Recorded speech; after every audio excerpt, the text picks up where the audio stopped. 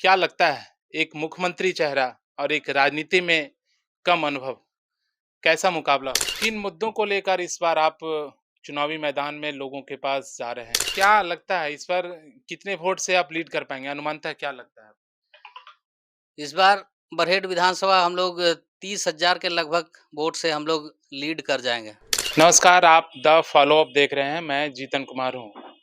इस वक़्त झारखंड में बरहेट विधानसभा की नज़रें सभी राजनीति पार्टियों पर टिकी हैं। चूँकि झारखंड के मुख्यमंत्री हेमंत सोरेन खुद वहाँ से चुनाव लड़ रहे हैं और बीजेपी ने एक ऐसे चेहरे को मैदान में उतारा है चूँकि राजनीति अनुभव उनके पास कम है। हम एक प्रत्याशी हैं। अ, क्या नाम हुआ सबसे पहले बताइए? जी, गमालियल हेम्ब्रम। गमालियम हेम्ब्रम इनका नाम है। और क्या लगता है एक मुख्यमंत्री चेहरा और एक राजनीति में कम अनुभव, कैसा मुकाबला होगा? बहुत ही टक्कर का मुकाबला होगा चूँकि बरहेट विधानसभा की जनता पर ये निर्भर करता है, वो इस मुकाबले को कितने रोमांचकारी बनाते हैं। हुँ। आप बताइए, आप पिछली बार एक ऐसे बीजेपी ने एक ऐसे चेहरे को खड़ा किया था, जो बहुत हद तक टक्कर दिया और आपकी 2000 समथिंग वोट आई थी। आप तीसरे मोर्चे पर रहे थे।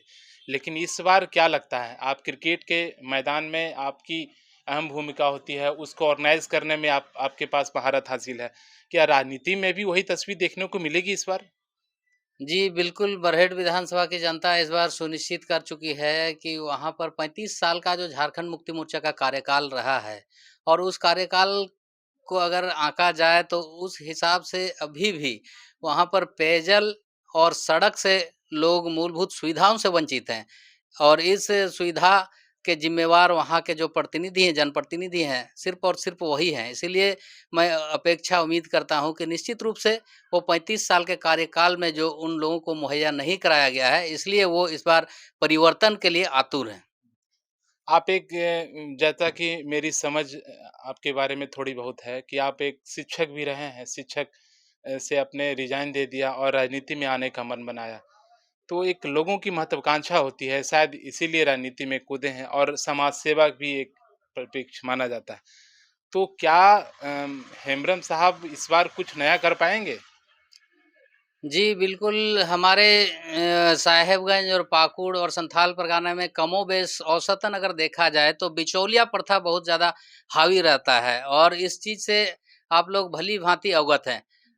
और शिक्षक हमने 2010 अप्रैल से 2019 तक पठन-पाठन के कार्य में हम रहे और उस दरमियान हमने महसूस किया, जो अभिभावक आते थे और उनको जो प्रखंड विकास कार्यालय रहता था, वहाँ पर जाति, आय, निवास बनाने के लिए उसको उनके जो कार्यालय आने-जाने में उनको बहुत कठिनाई होती थी। उनको ये सारी चीज़ें छोटी-छोटी दैनिक जीवन की जो आवश्यकताएँ हैं, उनसे बहुत लोगों को दलाल की आवश्यकता होती थी और इसीलिए मैंने सुनिश्चित किया कि समाज सेवा के तौर पर हम राजनीतिक जीवन में आएँगे और इन सब चीज़ों से लोगों को उभारेंगे।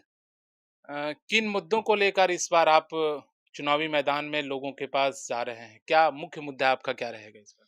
मुख्य मुद्दा हमारे क्षेत्र में शिक्षा का बहुत ही अभाव है और हमारे बरहेट विधानसभा के अंतर्गत 618 गांव है और उन गांवों में जब आप जाएंगे तो देखेंगे कि वहां पर जो 8वीं कक्षा तक के सरकारी विद्यालय के बच्चे हैं, उन बच्चों का अगर परिचय भी आप पूछिएगा, नाम भी अगर लिखने बोलिएगा, तो वो आपको बहुत मुश्किल से वो आपको परिचय दे पाएंगे। तो इसी से आप आकलन कर सकते हैं कि हम शिक्षा में किस स्तर पर हैं। आपकी पत्नी भी मुखिया रही हैं और क्या आपकी पत्नी भी राजनीति में कुछ सहयोग करते हैं कि राजनीति का पैंतरा जो है वो किस तरह से बॉल और बैटिंग किया जाए? जी, हमारी पत्नी 2015 में पहली बार मुखिया बनी थी और उन्होंने पुनः पुनरावृत्ति की है मुखिया के पद पर और वो हमारे बरहेट के खेरवा पंचायत से मुखिया हैं और वो खेरवा पंचायत को भली-भाँति वहाँ की जनता का अगुवाई करते हैं और प्रतिनिधित्व करते हैं, इसीलिए उनको भी पुनः मौका मिला है। इस बार अगर मान लीजिए आप जीतते हैं, परेड विधानसभा से हेमंत सोरेन को अगर हराते हैं, तो आप विधानसभा पहुँचेंगे। तो कौन से ऐसे काम आपके अनुसार करेंगे जो अब तक बरहेट में नहीं हुआ है?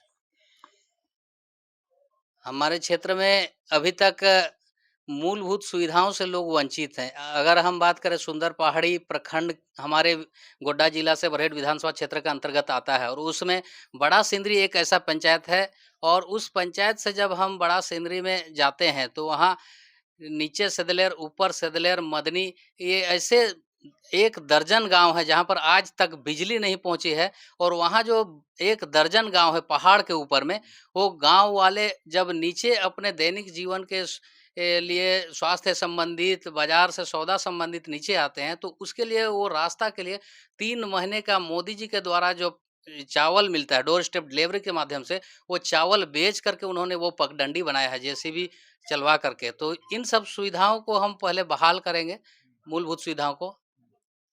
अ, क्या लगता है इस पर कितने वोट से आप लीड कर पाएँगे? अनुमानतः क्या लगता है? इस बार बरहेट विधानसभा हम लोग 30,000 के लगभग वोट से हम लोग लीड कर जाएँगे।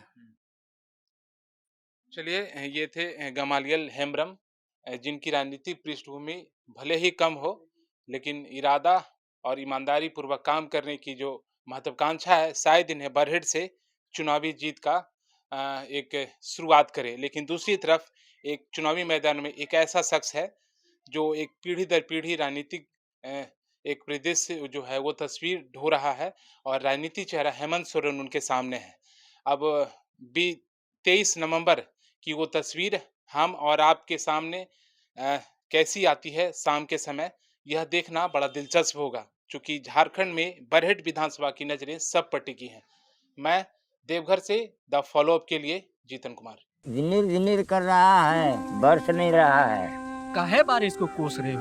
झामुमो ने तो वादा किया था प्राकृतिक आपदा में किसान को हर एकड़ का 13,500 रुपया मुआवजा देगा। तुमको मिला? नहीं मिला। हमको भी नहीं मिला। हमें तो नहीं मिला। आपको मिला क्या? इन्हें तो आपदा राहत का 13,500 नहीं मिला। आपको मिला क्या? TheFollowUp.in. Like, share and subscribe. www.thefollowup.in